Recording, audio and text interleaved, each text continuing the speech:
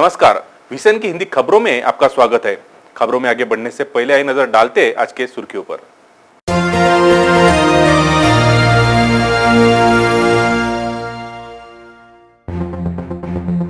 तृतीय वर्ष बीएससी पढ़ रहे आदिवासी छात्र की मालटेकड़ी के पास बस हादसे में दर्दनाक मौत।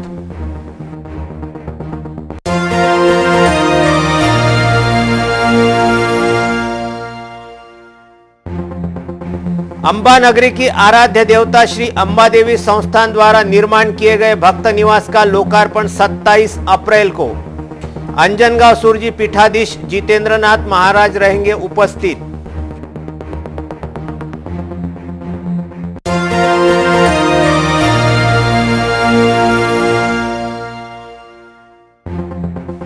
बहुजन क्रांति मोर्चा की परिवर्तन यात्रा 29 अप्रैल को शहर में। शाम को समापन सभा का आयोजन। वामन मेश्राम रहेंगे उपस्थित।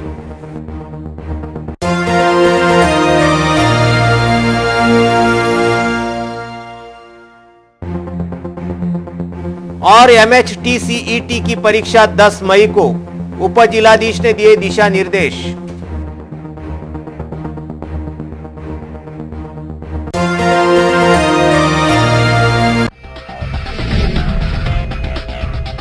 तो इतिहास की सुर्खियां, आइए देखते खबरें विस्तार से। जिले के आदिवासी क्षेत्र धारनी तहसील के ग्राम अंबाड़ी निवासी 22 वर्षीय छात्र की दुर्घटना में मौत हो गई। बीएससी तृतीय वर्ष का छात्र था मृतक नीलेश झामरकर।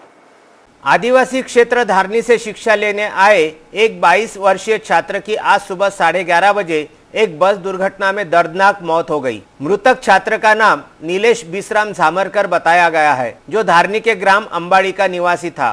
प्राप्त जानकारी के अनुसार मृतक नीलेश फर्शी स्टॉप स्थित युवा शक्ति महाविद्यालय में बीएससी तृतीय वर्ष का छात्र था तथा अकोली रोड स्थित आदिवासी छात्रावास में रहते हुए वह अपनी पढ़ाई पूरी कर रहा था। बताया जाता है कि नीलेश अपने 2 अन्य साथियों को छोड़ने मालटेकड़ी परिसर के जिला परिषद विश्राम गृह से सटे निजी ट्रैवल स्थानक पर आया था और अमरावती से खंडवा जा रही बस क्रमांक MP 04 P 0531 का खंडवा की ओर रवाना होने में समय रहने के चलते नीलेश इस बस में बैठा था, जबकि बस चालक अशोक जनबंधु का कहना है कि बस को निर्धारित स्थान पर खड़े करने को लेकर जब वह इस बस को पीछे की ओर ले रहा था तो अचानक नीलेश इस बस में कब आ बैठा और खिड़की से बाहर देखने लगा। ठीक इसी समय नीलेश का सिर एक विज्ञापन बोर्ड से जा टकराया। इस घटना में नीलेश के गर्दन के नीचे बुरी तरह जख्म हो गए और वह खून से लथपथ हो गया। इसी बीच उसके साथियों ने नीलेश को जिला सामान्य अस्पताल पहुंचाया, लेकिन डॉक्टरों ने प्राथमिक जांच के बाद नीलेश को मृत घोषित कर दिया।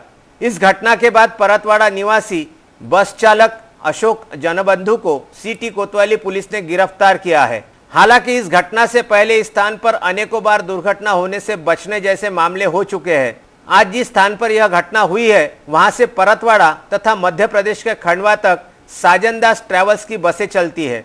चर्चा तो इस बात की भी है कि संबंधित ट्रैवल संचालक एक परमिट के नाम पर अनेकों बसें संचालित करता है, लेकिन ना ही इस ओर कभी यातायात पुलिस ने ना ही कभी प्रादेशिक परिवहन की ओर से कोई विशेष कार्यवाही की गई। हालांकि यह स्थान एक प्रकार से ब्लैक स्पॉट होने से भी नकारा नहीं जा सकता है। तो दूसरी ओर इस मार्ग पर भारी यातायात रहने के दौरान निजी ट्रैवल संचालक बेखौफ अपने वाहन इस रोड पर खड़े करते हैं। इससे पहले प्रादेशिक परिवहन के अधिकारियों की टीम ने यहां से चलने वाली बसों के दस्तावेजों की जांच की थी। मात्र एक दिन ही जांच के नाम पर लीपापोती के बाद अब तक इस स्थान से चलने वाली बसों के दस्तावेजों की दोबारा जांच नहीं की जाना संदेह के घेरे में बताया जाता है। आगामी 28 अप्रैल से 1 मई के दौरान बैंकों में अवकाश के चलते शहर वासियों को असुविधा का सामना करना पड़ सकता है। एटीएम पर भी इस वक्त ग्राहकों की भीड़ रह सकती है। अगले सप्ताह अप्रैल माह के 3 दिन अर्थात 25 से 27 तक बैंक शुरू रहेंगे। उसके बाद लगातार 4 दिन बैंक बंद रहेंगे। 28 से 1 मई तक अवकाश आने से आर्थिक मुश्किलों का सामना करना पड़ सकता है। 28 अप्रैल को चौथा शनिवार, 29 अप्रैल को रविवार, 30 अप्रैल को बुद्ध पूर्णिमा और 1 मई को महाराष्ट्र दिवस के चलते लगातार 4 दिन बैंकों पर ताले रहेंगे, जिससे वित्तीय लेन देन प्रभावित हो सकता है। 4 दिन बैंकों का अवकाश रहने से पूरा दारोमदार एटीएम पर रहेगा। विगत कुछ दिनों से आधे से अधिक एटीएम बंद पड़े हैं। बैंकों के अवकाश के दिनों में एटीएम पर ही नागरिकों को निर्भर रहना पड़ेगा। बैंक के इतिहास में संभवतः पहली बार लगातार 4 दिन तक बैंक बंद रहेंगे। इन दिनों विवाह का सीजन रहने से वर वधु परिवारों को दिक्कतें आ सकती है। विवाह के मुहूर्त काफी कम रहने से अधिकांश लोग खरीदारी कैश में लाने की बजाय ऐन समय पर एटीएम से कैश निकालते हैं। बैंक बंद रहने का असर खरीदारी पर होगा और विवाह घर की खुशियां प्रभावित होने की आशंका से इनकार नहीं किया जा सकता। इसलिए VCN न्यूज अपने दर्शकों को सचेत करना चाहता है कि अपने बैंकिंग व्यवहार 27 अप्रैल से पहले निपटा लें। शहर की आराध्य कुलदैवत अंबादेवी संस्थान की ओर से बनाया गया भक्त निवास स्थान का भव्य लोकार्पण आगामी 27 अप्रैल को होने वाला है। अंजनगांव सुरजी के पीठाधीश्वर जितेंद्रनाथ महाराज के कर कमलों द्वारा यह शुभारंभ होगा। शहर ही नहीं बल्कि समूचे विदर्भ में प्रसिद्ध तथा अंबा नगरी की आराध्य देवता अंबादेवी संस्थान के भक्त निवास का लोकार्पण आगामी 27 अप्रैल को संपन्न होगा। ऐसी जानकारी पत्र वार्ता में दी गई। इस पत्र परिषद में बताया गया कि भक्त निवास स्थान लोकार्पण कार्यक्रम अंजनगांव सुरजी के देवनाथ पीठाधीश्वर जितेंद्रनाथ महाराज के कर कमलों द्वारा होगा, जबकि इस अवसर पर आळंदी के पूज्य रामचंद्र पेनोरे महाराज प्रमुखता से उपस्थित रहेंगे। अंबादेवी संस्थान की अध्यक्षा विद्याताई देशपांडे कार्यक्रम की अध्यक्षता करेगी। इस दौरान यह भी बताया गया कि नवनिर्मित भक्त निवास स्थान में कुल 26 कमरे सुसज्ज किए गए हैं, जिनमें से 8 कमरे वातानुकूलित है और 2 कमरे स्पेशल सूट के स्वरूप में निर्माणाधीन किए गए हैं। इस भक्त निवास में संपूर्ण सौर ऊर्जा का उपयोग किया गया है। इसके निर्माण कार्य आर्किटेक्ट विनोद बोरा तथा ठेकेदार सुधीर गाडगे द्वारा किया गया है। इस पत्र परिषद में अध्यक्ष डॉक्टर विद्या देशपांडे, उपाध्यक्ष डॉक्टर आनंद परसोत्कर, सचिव डॉक्टर अतुल आलसी, एडवोकेट दीपक श्रीमाली आदि उपस्थित थे। इस दौरान यह भी बताया गया है कि अंबादेवी मंदिर संस्थान की ओर से आगामी समय में सुपर स्पेशलिटी अस्पताल का प्रस्ताव है, जबकि मंदिर संस्थान कैंसर के मरीजों को 5,000 रुपए की आर्थिक सहायता तथा सामूहिक विवाह कार्यक्रमों में भी अपना सहयोग देते रहती है। अंबादेवी संस्थान लोकोपयोगी असे वेगवेगळे उपक्रम राबवत असते। संपूर्ण विदर्भाचे कुलदैवत असलेली श्री अंबादेवीच्या दर्शनाकरता दर दिवशी मोठ्या संख्येने भक्त भाविक येत असतात आणि या बाहेरून येणाऱ्या भक्तांना सुविधा म्हणून श्री अंबादेवी संस्थांनी अद्ययावत सुविधेनी परिपूर्ण आणि पर्यावरणपूरक असे एक भक्त निवास उभारले आहे आणि त्याचा लोकार्पण समारंभ 27 एप्रिलला देवनाथ पीठाधीश परमपूज्य जितेंद्रनाथ महाराज यांच्या शुभहस्ते आणि आळंदी येथील परमपूज्य रामचंद्र महाराज पेनोरे यांच्या प्रमुख उपस्थितीत आणि आमच्या संस्थानच्या अध्यक्षा श्रीमती विद्याताई देशपांडे यांच्या अध्यक्षतेखाली संपन्न होणार आहे। या भक्त निवासामध्ये एकंदरीत 26 अटॅच संडास बाथरूम असलेली अद्ययावत सुविधा आहे आणि त्यामधील जवळपास 8 खोल्या वातानुकूलित असून 2 सूट्स वेगळे तयार केलेले आहेत। या ठिकाणी 24 तास गरम पाण्याची व्यवस्था आहे आणि पर्यावरणपूरक असे सौर ऊर्जेची निर्मिती या भक्त निवासामध्ये होणार आहे। कुठल्याही व्यावसायिक दृष्टिकोन न बाळगता या भक्त निवासाची सुविधा या माफक दरामध्ये उपलब्ध करून देण्यात येणार आहेत। शहराच्या अत्यंत महत्त्वाच्या आणखी मध्यवस्तीत साकारण्यात आलेल्या भक्त निवासामुळे अमरावतीच्या पर्यटन व्यवस्थेत मानाचा तुरा खोला है। बहुजन क्रांति मोर्चे के माध्यम से 24 अप्रैल को नागपुर से प्रारंभ हुई परिवर्तन यात्रा 29 अप्रैल को अमरावती शहर पहुंचेगी। यह यात्रा विभिन्न विषयों को लेकर निकाली गई है। बहुजन क्रांति मोर्चा की ओर से भव्य परिवर्तन यात्रा का आयोजन किया गया है। यह यात्रा 24 अप्रैल से नागपुर से शुरू हो चुकी है। इस यात्रा का समापन मई माह की 3 तारीख को पुणे में संपन्न होगा। यह परिवर्तन यात्रा 29 अप्रैल को अमरावती पहुंचेगी। शाम 5 बजे से इस यात्रा की रैली का प्रारंभ आरटीओ के पास जीजामाता चौक से होगा। यशोदा नगर, प्रशांत नगर, राजकमल चौक, जयस्तंभ चौक, इतवारा बाजार से इरविन चौक, गाडगे नगर होते हुए शेगांव नाका के समीप डिप्टी ग्राउंड पर शासकीय अध्यापक विद्यालय के मैदान पर इस यात्रा का समापन होगा। इस परिवर्तन यात्रा के बाद डिप्टी ग्राउंड पर आयोजित सभा को बहुजन क्रांति मोर्चा के राष्ट्रीय संयोजक वामन मेश्राम, उद्घाटक मुफ्ती जियाउल्ला खान, मुफ्ती रोशन, एडवोकेट दिलीप एडतकर, महादेव घुसे, पुरुषोत्तम कारंजेकर, पुरुषोत्तम नागपुरे आदि मान्यवर उपस्थित रहकर सभा को संबोधित करेंगे। ऐसी जानकारी संयोजक एडवोकेट सुनील डोंगरदिवे ने दी है।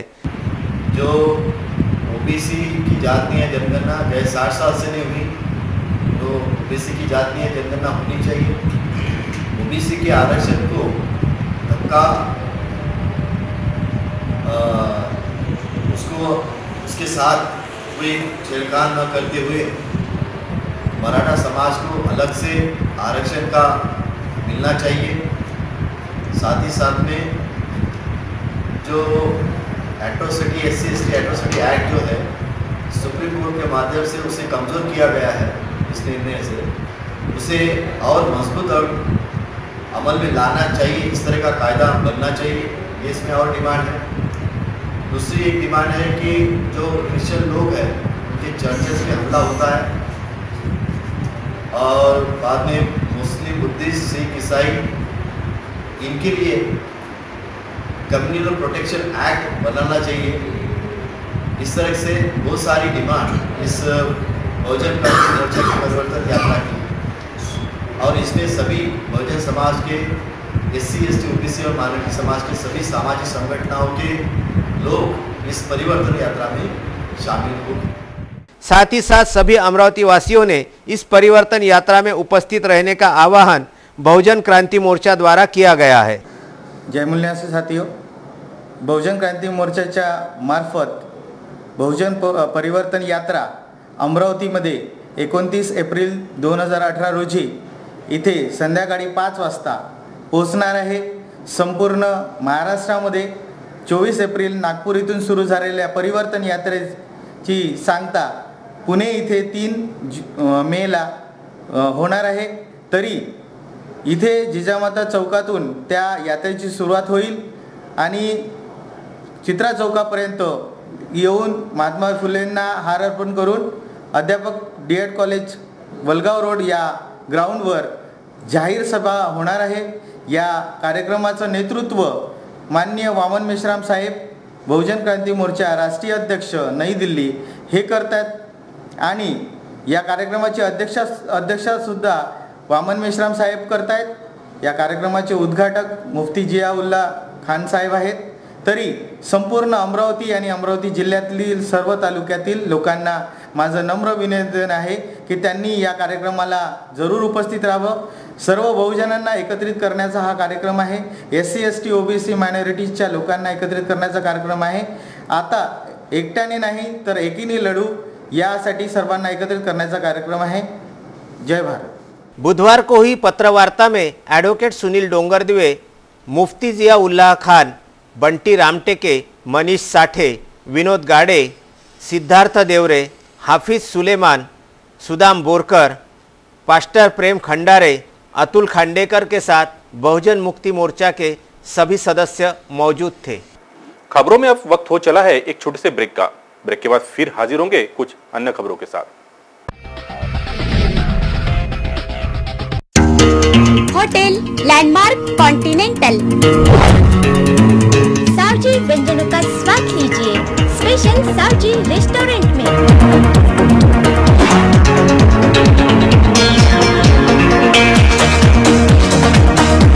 DJ party hall, AC rooms,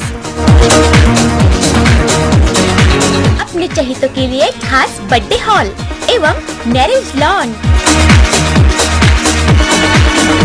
खास फैमिली के लिए family garden. Hotel landmark continental luxurious business hotel, Akola road, old नाका, बडनेरा, अमरावती। ब्रेक के बाद फिर से आपका स्वागत है। आइए देखते हैं कुछ अन्य खबरें। यवतमाल के वनी में हुई कुश्ती प्रतियोगिता में विदर्भ केसरी का खिताब विजेता अब्दुल शोएब का हनुमान व्यायाम प्रसारण मंडल की ओर से भव्य सत्कार किया गया। इस वक्त अनेक गणमान्य उपस्थित थे। अमरावती नगरी के हैदरपुरा निवासी 20 वर्षीय शोएब खान शहादत खान ने नगरी का गौरव बढ़ाते हुए लगातार दूसरी बार विदर्भ केसरी का खिताब अपने नाम पर कर लिया। महाराष्ट्र ही नहीं, संपूर्ण जगत में विख्यात श्री हनुमान व्यायाम प्रसारक मंडल का यह होनहार मल्ल, जिसने अब तक 2017 एवं 2018 का विदर्भ केसरी खिताब जीता है, अब शोएब को महाराष्ट्र केसरी खिताब जीतकर यह खिताब पहली बार विदर्भ के नाम लिखवाना है। अब तक विदर्भ का कोई भी मल्ल महाराष्ट्र केसरी नहीं जीत पाया है। शोएब ने अब तक यूनिवर्सिटी चैंपियन, 74वें राज्य कुश्तीगीर स्पर्धा में ब्रांज मेडल, लगातार दूसरी बार विदर्भ केसरी जीता है। विदर्भ केसरी 2018 में शोएब ने वाशिम के ज्ञानेश्वर गाडेकर, अकोला के मंगेश नाने, भंडारा के सागर, वर्धा के नवनाथ भूसमार इन मल्लों को हराकर अपनी जीत का परचम लहराया, जिस पर श्री हनुमान व्यायाम प्रसारक मंडल के प्रधान सचिव पद्मश्री प्रभाकर राव वैद्य ने शोएब का अभिनंदन कर उसे आगामी लक्ष्य हासिल करने की बधाइयां दी। शोएब ने बताया कि लगातार 2 बार विदर्भ केसरी जीतने के बाद अब उन्होंने अपना लक्ष्य महाराष्ट्र केसरी जीतना रखा है। उनके घर में उनके मामा शफी पहलवान शरीर सौष्ठव क्षेत्र में नाम कमा चुके हैं। उन्होंने पूर्व पार्षद प्रवीण हरमकर के साथ शोएब को श्री हनुमान व्यायाम प्रसारक मंडल में लाकर संजय तीरथकर से भेंट कराई थी।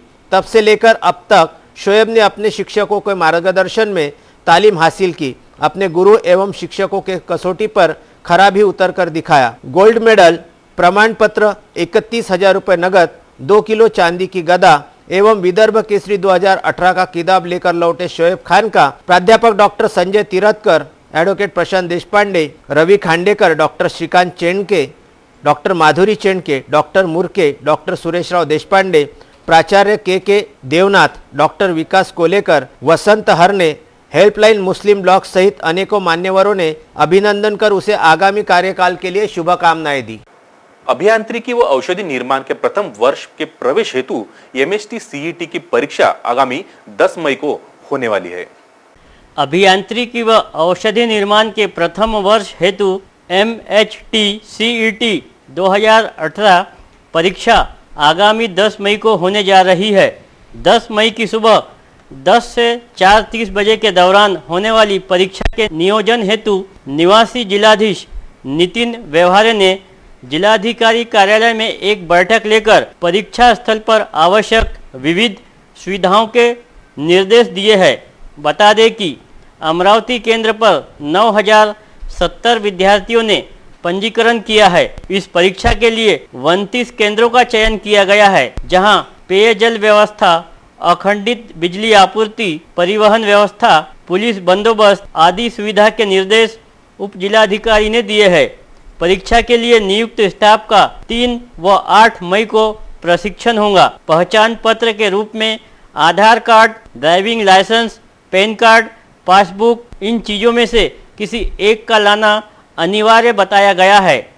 वरिष्ठ साहित्यिक तथा विदर्भ महाविद्यालय की पूर्व मराठी विभाग प्रमुख डॉक्टर सुशीला पाटिल का लंबी बीमारी के दौरान निधन हो गया। शहर के राठी नगर स्थित विदर्भ महाविद्यालय में मराठी विभाग प्रमुख के तौर पर कार्यरत सेवा देने वाले संत साहित्य जैसे अनेक साहित्यों की लेखिका डॉक्टर सुशीला पाटिल का बुधवार की सुबह लंबी बीमारी के बाद निधन हो गया। बताया जाता है कि दिवंगत डॉक्टर सुशीला पाटिल महाराष्ट्र के अनेक पुरस्कारों से सम्मानित की जा चुकी है। संत गाडगे बाबा विद्यापीठ में वे राज्यपाल के नियुक्त प्रतिनिधि के रूप में कार्य कर चुकी थी। अपने पीछे डॉक्टर सुशीला पाटिल ने भरा पूरा परिवार छोड़ गई है। आज शाम उनकी अंतिम यात्रा शहर के हिंदू शमशान संस्थान में की गई। तो ये थी आज की खबरें। चलते चलते एक नजर डालते आज के सुर्खियों पर।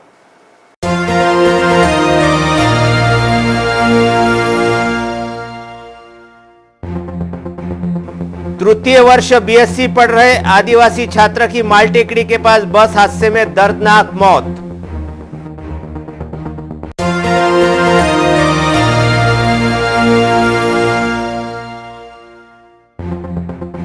अंबा नगरी की आराध्य देवता श्री अंबा देवी संस्थान द्वारा निर्माण किए गए भक्त निवास का लोकार्पण 27 अप्रैल को। अंजनगांव सूरजी पीठाधीश जितेंद्रनाथ महाराज रहेंगे उपस्थित।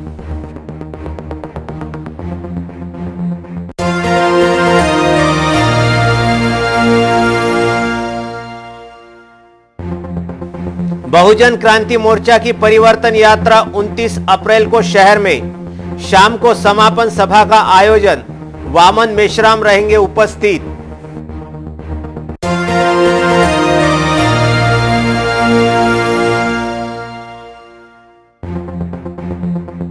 और MHT CET की परीक्षा 10 मई को, उप जिलाधीश ने दिए दिशा निर्देश।